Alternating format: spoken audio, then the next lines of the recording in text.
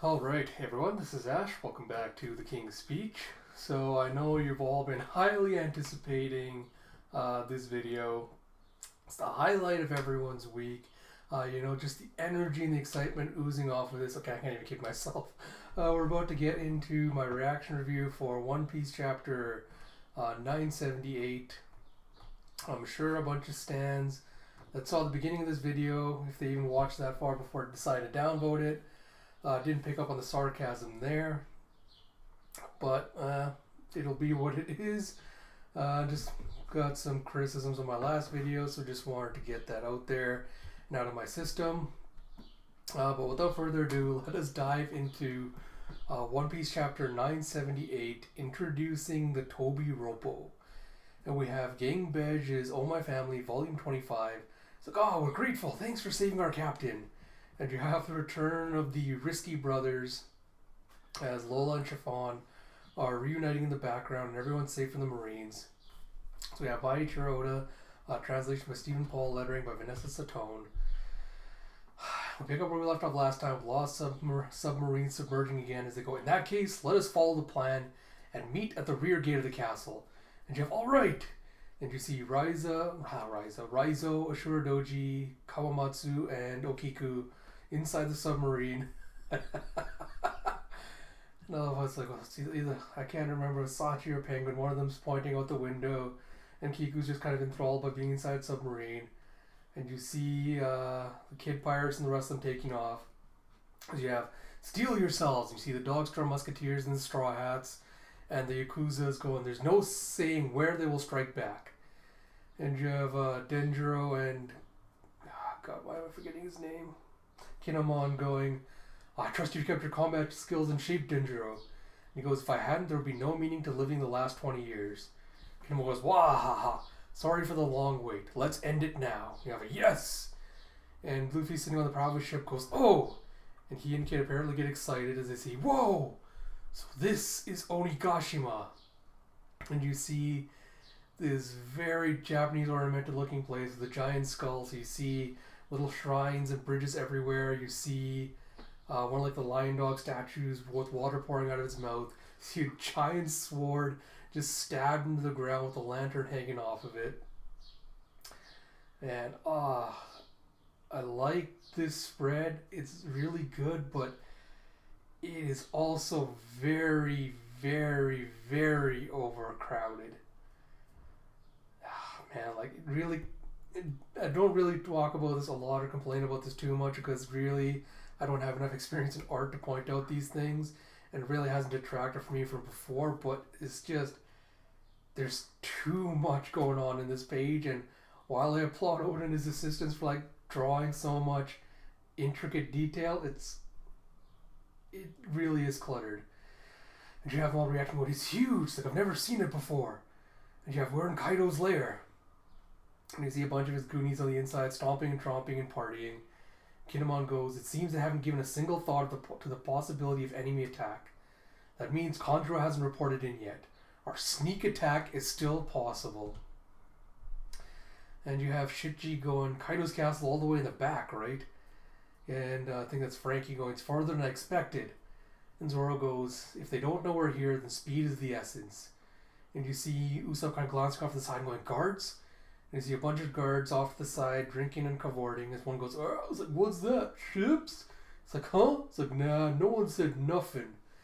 And you see Green Star, sleek grass. As one of the mooks just sprouts a flower out of his head. And they all get dozed to sleep as you have, huh? I thought I saw people there. And Usopp's like, looks like they're asleep. No problem.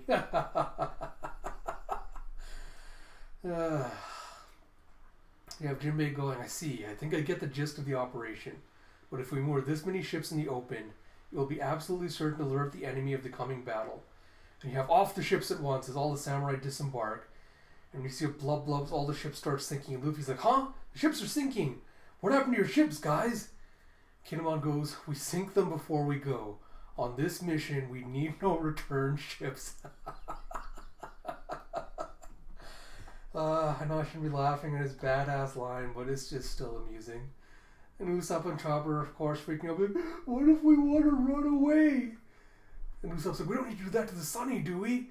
And Frank is like, over my dead body. And Jinbei goes, we can hide a few ships. Just disembark and don't worry.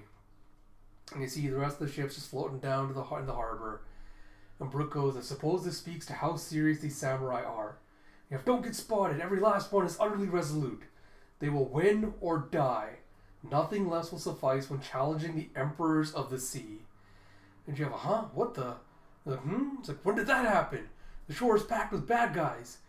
And yes, you do see a bunch of Kaido's goons outfitted on the bridge. And Robin goes, no, it's not them. Look at the foot of the bridge. And you see a swish as a samurai runs under this little banner. And goes, oh, they come out looking like the enemy. And you...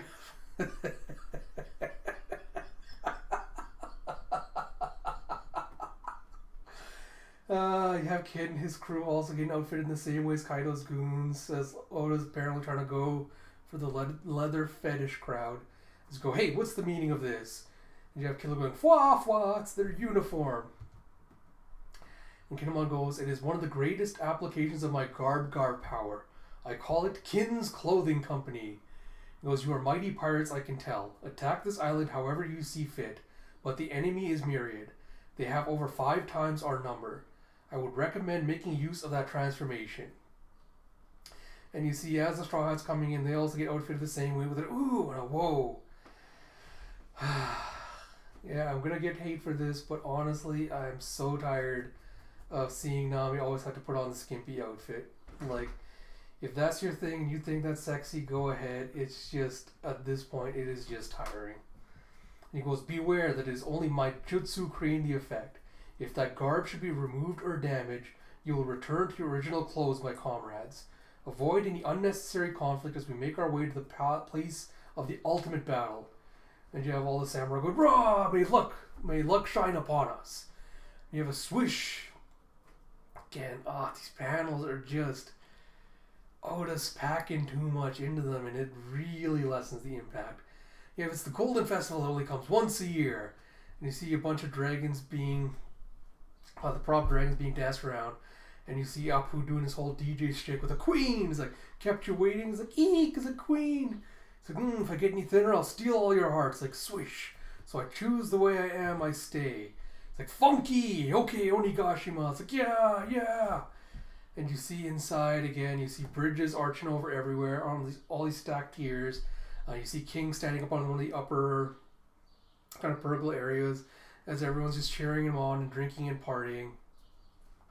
And you know, funky, okay, Onigashima. It's like, yeah. So let me hear it if y'all are feeling it. It's like, waiters, like, woo. You have the waiters, those waiting smile fruits. It's like, pleasures, like, yeah, haha. Pleasures, those who lost the bet and laugh. And gifters, those blessed with powers. And you see one with a wolf head, one looks like a gorilla, one that's a giraffe human. And you have headliners, like, yeah, like headliners, like the chosen gifters. And you have Tobi Roppo. Queen's just doing this whole thing, and the Tobi Roppo aren't saying anything. You have, just kidding, they've never chimed in on one of these anyway. Yeah, haha. It's like, ignore those arrogant punks, forget them. Where are my monsters? Monsters act numbers! And they go, ha, cha-cha-cha. Go, kiki-kiki, and kyun-kyun-yun. So you're all over the place. Goes, now let's go to Orochi's forces. First up, the elite samurai, Mimawari Gum. It's like, rah! It's like the ninja Oniwabanshu. It's like, ha. And you see Orochi partying with his own group. He goes, yeah! And here we got some special guests in the house tonight. Big Mom's children. And he's like, what? And you see, stupid Queen. He's ever so obnoxious. He just called the Tobi Roppo arrogant punks. Why the nerve of that beastly man? Jeff, is this another one of your weird trends? Stop talking like that. It's embarrassing. He's like, aw, Pepe, sweetie, you don't have to be ashamed. So don't call me that. And here, I'm just spitballing. But if Queen were to die, say, tonight, who would be the next lead performer, you think? And someone else goes, I'm guessing you think it's yourself? And Drake goes, I have no interest. Another one goes, if you're dropping out as a candidate, that'd be great. Pepe can't hack it either. You're dropping out too, right? And you're a what? As we finally get a spread of the Tobi Roppo of the Animal Kingdom Pirates with a ba-bang. And we have Ulti who goes, hey Sasaki, if you insult my Pepe one more time, I'll break you in two. And you see that the Tobi Roppo has two women, so one of them has black hair and with white stripes in it. Horns calling out, little face mask. She's the one we saw last time wearing the high heels. And Jeff, I said, stop it, sis. And she goes, did you order me to stop? And you have page 1. Dang. Looks a lot younger when he's not in his dinosaur hybrid form. But you see him wearing a black and white cap with horns coming out of it as well. And he's also wearing a mask. And you have the other person we saw with having almost a Batman-like mask, covering most of his face, long blonde hair. He's the sword wielder we saw last time, who goes, you little brats are so annoying with your screeching. And he's who's who. And you have another large-looking woman, blonde hair, combs in her hair, wearing a kimono, sword stuck through her hair. It looks like all the Tobi Roppo except for Drake seem to have some kind of horn ornamentation. And she goes, oh, I love Ulti when she'll snap at anyone. We have Black Maria. And you have Diaz Drake going, why did they call us here just to make us wait? And the last one, Sasaki goes, they said it's urgent. And why Kaido says urgent, it usually means one thing. And you have Ulti going, another family issue then? Is Kaido stupid or something? And you have all the others freaking out as they go, snap at anything but that. As you have next chapter, hits May 10th. Oh, alright. So, not a lot really went down on this chapter. We really just kind of see each individual group splitting up to take off into the different sections where they're going in. At least Kinemon's thinking about, how to best infiltrate it. With this whole clothing store, and like I said, Oda's pandering to everyone's leather fetish by having them dress up as Kaido's goons. I like the callback with Usopp playing the sniper role and shooting out the guards back to his, his whole kind of, I'll say awakening, because I can't think of the proper word right now. Back in Dressrosa, always like, a sniper's role is to make sure, my crew can just walk ahead without having to worry. That's the sniper's role, so it's a good callback here, where he kind of takes care of the guards without anyone really noticing. And then, like I said, panel work is really detailed and really beautiful this chapter, but Oda just crammed too much, and it was too tight, which kind of really took away from the impact of seeing Onigashima at first, and really inside the castle as well. Apart from that, we finally got the reveal of the Tobi Roppo, and surprise, we happen to get two women in the group instead of the typical one that Oda usually gives us. Don't really care for their design. I mean, I'm glad that Oda finally kind of stepped away from his generic Nami Robin clones for the designs that he used for Black Maria and Ulti. But again, they're also his typical, busty hourglass figure, pretty women design. So I'm not super invested or interested in them. I'll be really come down how I feel about them will be depending on if or not they get a battle. And it looks like we probably might finally get a Nami Robin fight after how many ever years. So right now I'm going to be kind of wary about that until we actually see how this plays out. That said, I love the rest of the designs for the other 6. So I really love Who's Who and Sasaki's design. Sasaki really reminded me of Jinbei with the whole teeth and the hair and everything. Really gave me off strong Jinbei vibes. So I'm digging his design and Who's Who for sure. So it'll be interesting to see, I guess, which animal or dinosaur counterparts powers the Roppo have. It'll be interesting to see what Oda gives them. Apart from that, this is probably going to have to wait for a longer video. I'm going to potentially do and hopefully try to get out by next week. Sometime.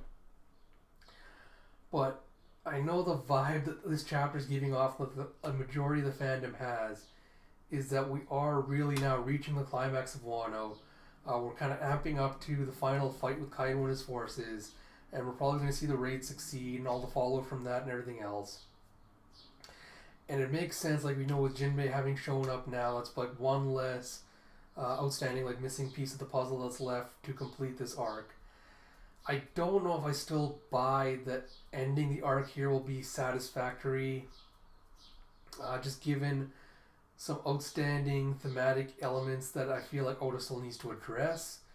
And honestly, like the vibes I got from this chapter, like on them being like, oh, we're sinking the ships, there's no going back, everything else. I know the impact's gonna be like, oh, this is the last stand, stakes are heightened, like tension's supposed to be high.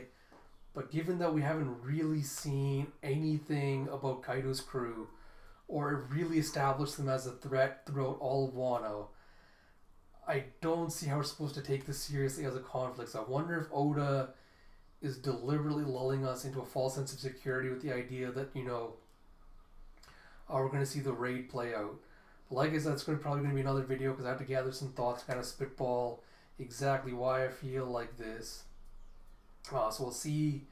We'll see how it goes, because I think we're probably going to be a couple of months of this raid playing out, the players moving into position, the pieces moving around the board, I think, before we see any kind of outcome one way or the other. Because really right now, to me, it's 50-50. It could go either way. If anyone else has any other opinions either way, or comments or theories on why the raid will fail or not, I'm open to hearing them. But until next time, this is Ash. I will talk to you all later.